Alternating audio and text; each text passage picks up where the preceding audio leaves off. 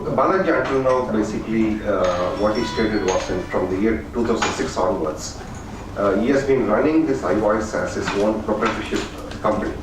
And what happens after Apple opposed his trademark registration is what I'm going to cover now. And to give a brief about me, I've been living outside of India for almost 26 years. And I've been living in US, in Europe, and for the time being, actually, I'm domiciled in Singapore. And I've been handling very large-scale consumer products, electronic products, from computers all the way to small dolls that you can think of. So when Balaji approached me in 2006 about making a phone, I told him, go ahead. I'm here to support you in whatever way you can.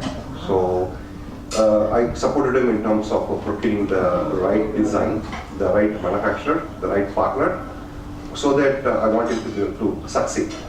So when Apple initiated the opposition hearing, and then that pretty much, I would say, it had an immense pressure on him, both financially and also it also affected him sort of emotionally. And at that moment, I wanted to form a team to make sure that we have the right wherewithal to counter Apple, because this is not a single man venture where we can oppose a giant like Apple. So I invited Mr.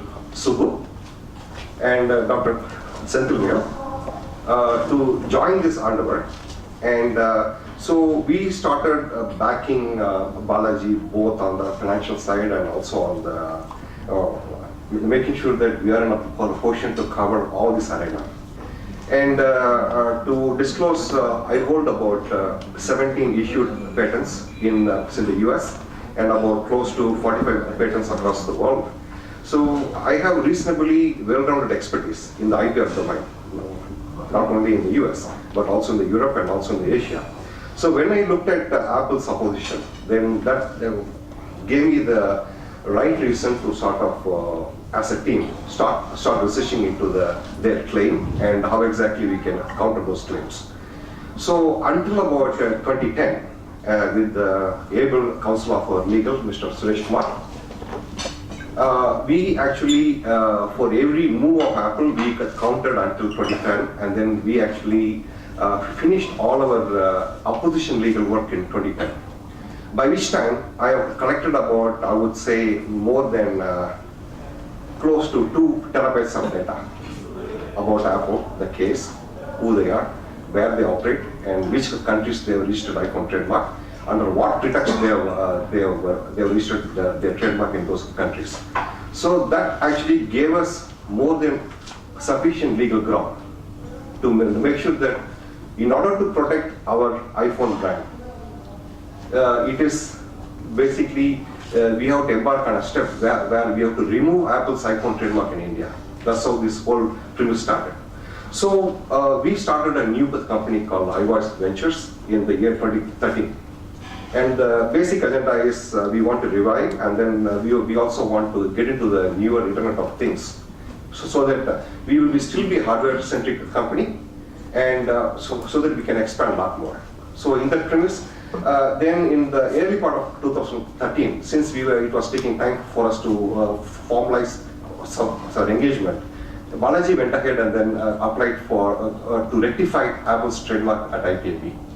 And along the process, we formed our company and we acquired all the intellectual property assets of Ivoice, or the iPhone, from Balaji. And I was given a snippet from the TMR website where we have already taken ownership of the iPhone trademark from Balaji, and we are still in the process of changing that at IPAB. So even now, if you look at the cost list, it will show the Balaji as the proprietor of iPhone, but in reality, it's actually Ivoice Ventures Fund, private limited. And the basic agenda, we have only one agenda right now. We want to, that's his very first venture, and then that's his dream. Yes, the whole project is a dream child, and we want to preserve that with any cost. And this particular, today IPAB had a hearing, and the basic hearing is about Apple failed to serve the counter statement to us. And that was the reason why IPAB deliberated today whether to admit Apple's counter statement for the record or not.